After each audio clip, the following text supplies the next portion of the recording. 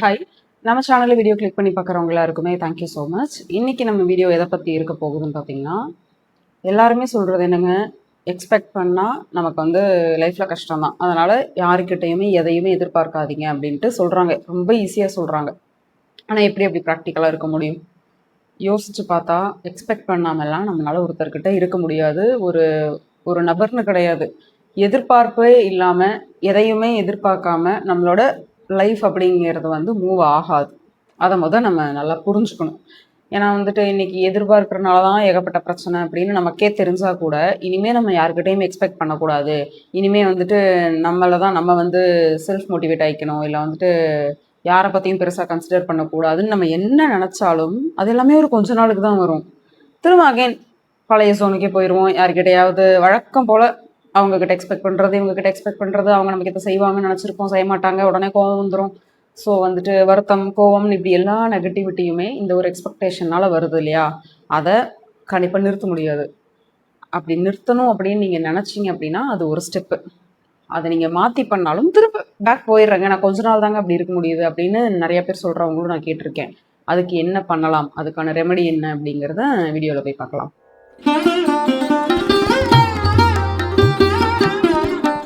நம்ம ஒரு பர்சன் கிட்ட இருந்து எக்ஸ்பெக்ட் பண்ணுறதுங்கிறது கிடையாது. லைஃபே எதிர்பார்ப்பில் தான் போயிட்டுருக்கு. நம்ம ஒரு மேனிஃபெஸ்ட் பண்ணிக்கிட்டு இருக்கோம். இது எனக்கு நடந்துடும், இந்த டேட்குள்ளே நடந்துடும், இவ்வளோ நாளில் எனக்கு நடந்துடும், இது நடக்கிறதுக்காக தான் நான் இவ்வளோ வேலை பார்த்துட்ருக்கேன், இந்த பொண்ணை கல்யாணம் பண்ணுறதுக்கு தான் நான் இவ்வளோ கஷ்டப்படுறேன், இல்லை இந்த பையனை வீட்டில் ஓகே சொல்லுவாங்க அப்படின்னு நான் எக்ஸ்பெக்ட் பண்ணுறேன், நான் இந்த இந்த பொருள் வாங்கணும், அந்த பொருள் வாங்கணும், இது சாப்பிடணும், அது சாப்பிடணும்னு ஓவராலாக எக்ஸ்பெக்டேஷனில் போகுது. இதில் நமக்கு என்ன தேவைனாங்க, அவேர்னஸ்.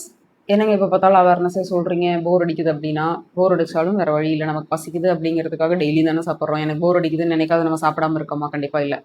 ஸோ அந்த பசிக்கிறதுக்கு சாப்பிட்றதுங்கிறது எவ்வளோ இம்பார்ட்டண்ட்டோ நமக்கு அந்த அளவுக்கு வாழ்க்கைக்கு அவேர்னஸ் அப்படிங்கிறது மிகப்பெரிய ஒரு இம்பார்ட்டண்ட்டான விஷயம். உங்களால் அவேர்னஸாக இருக்க முடியலை, எனக்கு அவேர்னஸ் இல்லைங்க அப்படிங்கிறவங்க தான் நான் முன்னாடி இன்ட்ரோவில் சொன்ன மாதிரி கொஞ்ச நாள் யாருக்கிட்ட எதுவுமே எக்ஸ்பெக்ட் பண்ணக்கூடாதுப்பா அப்படின்னு நினைப்பாங்க. திரும்ப அகைன் எக்ஸ்பெக்ட் பண்ண ஸ்டார்ட் பண்ணிடுவாங்க. ஏன் அப்படின்னா அவங்க எடுக்கிற அந்த முடிவு கோபத்தில் எடுப்பாங்க, இல்லை ஏதோ ஒரு விரக்தியில் எடுப்பாங்க. சரி, நான் உன்னை போய் நம்பர் நீ இப்படி பண்ணிட்டல அப்படின்ற மாதிரி அந்த ஒரு கோபமோ விரக்தியோ அப்படின்ட்டு ஏதாவது ஒரு நெகட்டிவ் சுச்சுவேஷனில் நீங்கள் ஒரு முடிவு எடுக்கிறீங்க அப்படின்னா அது நம்மளால் ப்ரொலாங்காக பண்ண முடியாது. ஏன்னா நம்ம மைண்ட் கன்ஃபியூஸ்டாக இருக்கும், நெகட்டிவிட்டி கேரி பண்ணிகிட்டு இருக்கோம். இப்போ ஒரு கோவத்தில் நம்ம ஒரு முடிவு எடுக்கிறோன்னா அது என்ன ரொம்ப நல்லாவாக இருக்க போகுது? கண்டிப்பாக இல்லை, இல்லைங்களா? அந்த மாதிரி தான் நம்ம ஒரு ப்ராக்டிஸ் வரணும். மனதளவில் நம்மளோட மைண்ட் செட்டில் ஒரு மாற்றம் கொண்டு வரணும். அது ஒரு ரொம்ப பெரிய ஒரு லாங் ஜேர்னி, சரிங்களா? சீக்கிரமாக இப்போ நீங்கள் இதை பார்த்த உடனே, இப்போ நான் சொன்ன உடனேயே ஒரு 1 ஹவர்லையோ 2 ஹவர்ஸ்லையோ இல்லை 24 ஹவர்ஸ் 72 ஹவர்ஸ்லாம் அச்சீவ் பண்ணவே முடியாது. பட் அந்த ப்ராக்டிஸ் அப்படிங்கிற ஒரு விஷயம் நம்ம மண்டைக்குள்ளே போட ஸ்டார்ட் பண்ணிட்டோம் அப்படின்னா அட்லீஸ்ட் திங்காவது பண்ணி பார்க்குறக்கு யோசிக்கலாம். ஜஸ்ட் யோசிக்கலாம். ஓகே, இப்போ நம்ம எல்லா சண்டையும் முடிஞ்சதுக்கு அப்புறமா கூட யோசிப்போம்ல வழக்கமாக, சரி இதை பேசாமல் இருக்கலாம், பண்ணாமல் இருந்திருக்கலாம், இவங்கள்ட்ட நம்ம எதிர்பார்க்காமே இருந்திருக்கலாமே அப்படின்ட்டுலாம். அது எல்லாமே கொஞ்சம் முன்னாடி ஒரு 10 செகண்ட் முன்னாடி, 20 செகண்ட் முன்னாடி நீ யோசிச்சு ஒரு டைமுக்கு அந்த எக்ஸ்பெக்டேஷனோ ஃபைட்டோ ஆர்கியூமெண்ட்டோ ஸ்டார்ட் ஆகிற அந்த இடத்துலேயே நமக்கு அவேர்னஸ் பிளிங்க் ஆக ஆரம்பிச்சிடும். வேண்டாம், ஸ்டாப் பண்ணு, இது தேவையில்லை நமக்கு அப்படின்னுட்டு. ஸோ அந்த ப்ராக்டிஸ் இருந்தால் மட்டும்தான் எக்ஸ்பெக்டும் பண்ணிக்கலாம். ஏன்னா நம்ம ஹியூமன்கிறத மறக்கக்கூடாது. நம்ம ஒரு நார்மல் ஹியூமன் பீயிங். நமக்கு என்னென்ன உணர்வுகள் இருக்குது, நமக்கு என்ன எதிர்பார்ப்புகள் இருக்குது மற்றவங்கள்ட்ட, இல்லை என்ன செட்டப், இதுதான் டிசைன், இப்படி தான் வாழணும்னு நம்மளை கொண்டு பூமியில் விட்டாங்க இல்லையா? இந்த மனுஷன் உடம்புக்கு தேவையான எல்லாத்தையும் நம்ம செய்வோம் தான். ஆனால் அது கூடவே அவேர்னஸ்கிற ஒரு விஷயத்தையும் நம்ம ஆட் பண்ணிக்கிட்டோன்னா எதுக்கு எவ்வளோ ரியாக்ட் பண்ணணும், யாருக்கிட்ட எதை எக்ஸ்பெக்ட் பண்ணணும், எக்ஸ்பெக்ட் பண்ணலாமா, எக்ஸ்பெக்ட் பண்ணுனா என்ன நடக்கும், ஒரு வேளை நம்ம நினச்சதை அவங்க செய்யலைன்னா அதுக்கப்புறம் என்ன ஆகும் அப்படிங்கிற இந்த யோசனைகள் எல்லாமே நமக்கு இந்த அவேர்னஸ் வச்சு நம்ம யோசிக்க ஆரம்பித்தோன்னா எக்ஸ்பெக்டேஷன் பண்ணலாம், தப்பு இல்லை. ஆனால் நம்ம நினச்ச மாதிரி அவங்க நடந்துக்கணும்னு அவசியம் இல்லை அப்படிங்கிற அந்த ஒரு டிரான்சிஷன் நம்ம மைண்டில் வர ஆரம்பிக்கும். இன்னையோட முக்கியமான ஒரு ஹேபிட்டு வளர்த்துருந்தோம் அப்படின்னா நமக்கு இந்த எக்ஸ்பெக்டேஷனோ இல்லை ஒரு ஹெல்ப்போ, மற்றவங்க நம்ம ஒருத்தவங்களுக்கு ஹெல்ப் பண்ணியிருப்போம் ஒரு கஷ்டத்தில், அவங்களும் நமக்கு அதே மாதிரி ஹெல்ப் பண்ணுவாங்க, இல்லை பண்ணணும் அப்படின்னு நம்மளாம் நினச்சிருந்துருப்போம்.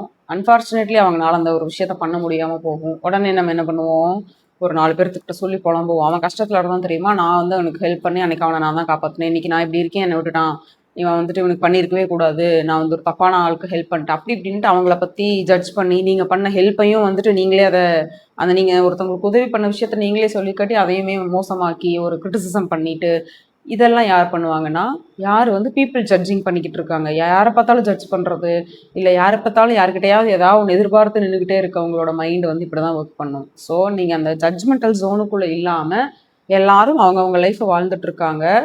ஒருத்தரும் அவங்கவுங்களோட கேரக்டரில் இருக்கும் பொழுது ஒன்று ஒன்று பண்ணுறாங்க.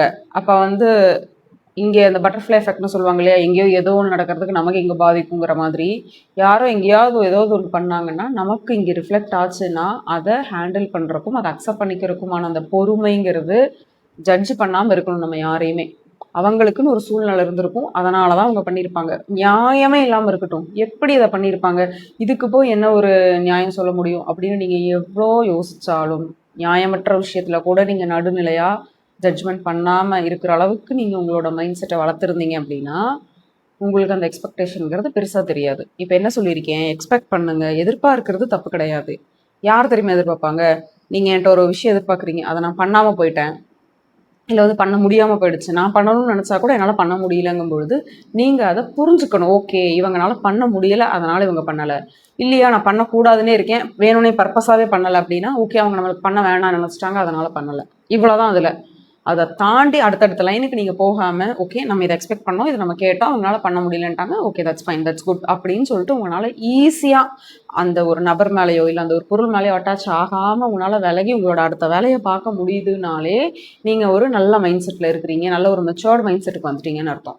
இப்போ என்னன்னு பார்த்தீங்கன்னா, நம்ம வீட்டில் இருக்கவங்கள்ட்ட என்ன எக்ஸ்பெக்ட் பண்ணுறோம், நம்மளோட ஃப்ரெண்ட்ஸ் கிட்ட, அப்புறம் நமக்கு ரொம்ப பிடிச்சவங்க கிட்ட, நமக்கு ரொம்ப க்ளோஸாக பர்சனலாக நம்ம கனெக்ட் ஆகிருப்போம் இல்லையா அவங்க கிட்ட, அப்புறம் வந்துட்டு ஆஃபீஸில் நம்மளோட நார்மல் ஃப்ரெண்ட்ஸு கிட்ட, நம்ம ரிலேட்டிவ்ஸ் கிட்ட, இப்படின்னு யார்கிட்டலாம் நம்ம என்ன எக்ஸ்பெக்ட் பண்ணுறோம், நம்மளோட அந்த எக்ஸ்பெக்டேஷன் லெவல் யார் யார்கிட்ட என்னென்ன மாதிரி இருக்குது அப்படின்னு நீங்கள் நோட் பண்ணிங்கன்னா, யார்கிட்ட நம்ம ஓவர் அட்டாச்சாக இருக்குமோ அவங்கள்ட்ட கொஞ்சம் எக்ஸ்பெக்டேஷன் அதிகமாக இருக்கும். அந்த எக்ஸ்பெக்டேஷனால தான் நமக்கு கவலையாக இருக்கும். இதுவே வந்துட்டு நம்ம வீட்டில் பழகிறவங்க இல்லை நார்மல் ஃப்ரெண்ட்ஸ் அப்படிங்கும்பொழுது அவங்கள்ட்ட எக்ஸ்பெக்டேஷன் இருக்கும் தான், ஆனால் அவங்க அதை ஃபுல்ஃபில் பண்ணலை அப்படின்னா ஒரு கோபம் வருமே ஒழிய நமக்கு அந்த அளவுக்கு நம்மளையே நம்ம வந்து ஒரு ஸ்ட்ரெஸ் டிப்ரெஷனுக்குள்ளே போகிற அளவுக்கு அது பாதிக்குமான்னு கேட்டால் பாதிக்காது. ஸோ அப்போ புரிஞ்சுக்கோங்க, எக்ஸ்பெக்டேஷன் நம்ம முதல்ல யார்கிட்ட வைக்கிறோம் அதை முதல் கம்மி பண்ணுங்க. இந்த சென்ஸ் என்னன்னா, நீங்கள் ஒரு 10 பேர்கிட்ட இப்போ எக்ஸ்பெக்ட் பண்ணிட்டு இருக்கீங்கன்னா அதை ஒரு 7 பேராக கம்மி பண்ணுங்க. அப்புறம் இன்னும் கொஞ்சம் மெச்சூரிட்டி வளரும்போது ஒரு 5 பேரா, அப்படி கொஞ்சம் கொஞ்சமாக நம்ம வந்து எல்லாத்துட்டையும் எக்ஸ்பெக்ட் கம்மி பண்ண ஆரம்பிக்கணும்னா நீங்கள் எப்படி நினைக்கணும்,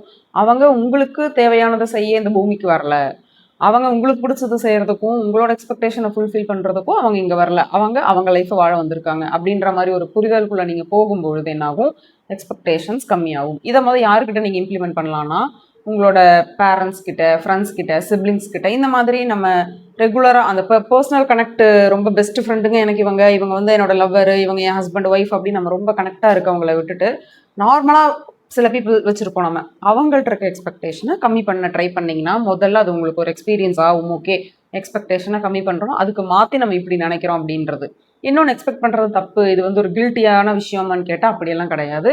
எக்ஸ்பெக்டேஷன் இருக்கணும், எக்ஸ்பெக்டேஷன் இருந்தால் தான் அது எந்த ரிலேஷன்ஷிப்பாக இருந்தாலும் பில்ட் ஆகும். அது ஓகே தான், கரெக்ட். அது யாருக்கு பில்ட் ஆகும்னா அந்த 2 பேரோட மனநிலையை பொறுத்து 2 பேருமே சேம் வேவ் லென்த்ல இருக்கிறாங்க அப்படின்னா அது பில்ட் ஆகும். ஒருவேளை இங்கே ஒரு சைடு ஒருத்தருக்கு அப்படி எல்லாம் எதுவுமே கிடையாது, இன்னொருத்தர் தான் ஓவர் எக்ஸ்பெக்ட் பண்ணுறாங்கன்னா அந்த இடத்துல பிரச்சனை வரும். ஸோ இங்கே வந்து நீ தப்பா நான் தப்பாங்கிறத விட்டுட்டு என்ன பண்ணால் இது சரியாகும், சொல்யூஷன் என்ன, இதுக்கு என்ன பண்ணணுங்கிற சைடு நம்ம யோசிக்கும் பொழுது, மெச்சூர்டாக ஹேண்டில் பண்ணும்பொழுது நமக்கு அந்த எக்ஸ்பெக்டேஷனுங்கிறது ரொம்ப கம்மியாயிரும், நமக்கு அந்த ரிலேஷன்ஷிப் வேல்யூங்கிறது அதிகமாகிடும். சரிங்களா? ஸோ இப்போ ஒரு ரிலேஷன்ஷிப் நமக்கு வேணுமா, இல்லை வந்து உங்களோட எக்ஸ்பெக்டேஷன்ஸ் தான் ரொம்ப பெருசான்னு யோசிச்சிங்கன்னா, நம்ம யார்கிட்ட ஒரு ரிலேஷன்ஷிப் மேக் பண்ணியிருக்கோமோ, இல்லை இவங்க எனக்கு ரொம்ப பெஸ்ட் ஃப்ரெண்ட், எனக்கு இவங்க தான் வேணும் அப்படின்னு நீங்கள் ஒரு டிசைட் பண்ணுறீங்கன்னா, நீங்கள் அவங்க மேலே வச்சுருக்க எக்ஸ்பெக்டேஷன்லாம் வந்துட்டு அந்த இடத்துல நியூட்ரலைஸ் ஆயிரும், அங்கே வேலையே இல்லை. ஸோ எக்ஸ்பெக்டேஷனுங்கிறது என்னென்னா ஒரு லாங் டேர்முக்கு கொண்டு போகாது, ஆரம்பத்துக்கு ஓகேவா இருக்கும், ஆனால் ஒரு வாட்டியும் எக்ஸ்பெக்ட் பண்ணிக்கிட்டே இருந்தோம் வைங்களேன், அது வந்து நமக்கே போர் அடிச்சிடும். ஸோ எக்ஸ்பெக்டேஷன் தப்பு கிடையாது, அது எங்கே ஸ்டாப் பண்ணுறோமோ அங்கேருந்து நமக்கு வந்து நல்ல விஷயங்கள் ஸ்டார்ட் ஆகும், நம்மளோட ஒரு ஞான கண்ணு திறந்த மாதிரி இருக்கும். ஏன்னா இந்த அவேர்னஸ் இல்லாமல் நம்ம வாழ்ந்து கடைசியில் மூச்சு நிற்கிற வரைக்குமே அவேர்னஸ் இல்லாமல் வாழ்ந்துருவோமோ அப்படிங்கிற ஒரு பயம் வந்து எப்பவுமே எனக்கு இருக்கும் பர்சனலாக. அதனால் சொல்லுவாங்க இல்லையா, ஏழையா பொறக்கிறது தப்பு கிடையாது, ஆனா ஏழையா சாகக்கூடாதுன்னு. அந்த மாதிரி அவேர்னஸ் இல்லாம பொறக்கிறதெல்லாம் தப்பே கிடையாது. ஆனா நம்ம சாகுறதுக்குள்ள அந்த அவேர்னஸ் அப்படிங்கிற அந்த ஜோனுக்குள்ள போயிடணும். அவேர்னஸை வளர்த்துக்கணும். வளர்த்துக்கிட்டோம் அப்படின்னா எக்ஸ்பெக்டேஷன் மட்டும் இல்லை, வேற எதுனாலையுமே நம்மளோட அந்த மைண்ட் செட் வந்து மாறாது. வேற எக்ஸ்டர்னல் ஒரு ஃபோர்ஸ்னால நம்மளோட மைண்ட் செட்டும் நிம்மதியும் மாறுமான்னு கேட்டால் மாறவே மாறாது. எப்போ அவேர்னஸ் ஜோனுக்குள்ளே போனால். ஸோ எல்லாரும் அவேர்னஸ் ஜோனுக்குள்ளே வர ட்ரை பண்ணுங்க. எக்ஸ்பெக்டேஷன்லாம் ஆட்டோமேட்டிக்காக போயிடும். நீங்கள் அதுக்கு பண்ணணும், இதை குறைக்க நான் இந்த வேலையை செய்ய போகிறேன், எக்ஸ்பெக்டேஷன் குறைய நான் இதை பண்ண போகிறேன்னு வேறு எந்த எக்ஸசைஸுமே கிடையாது. Awareness is the only key. Thank you.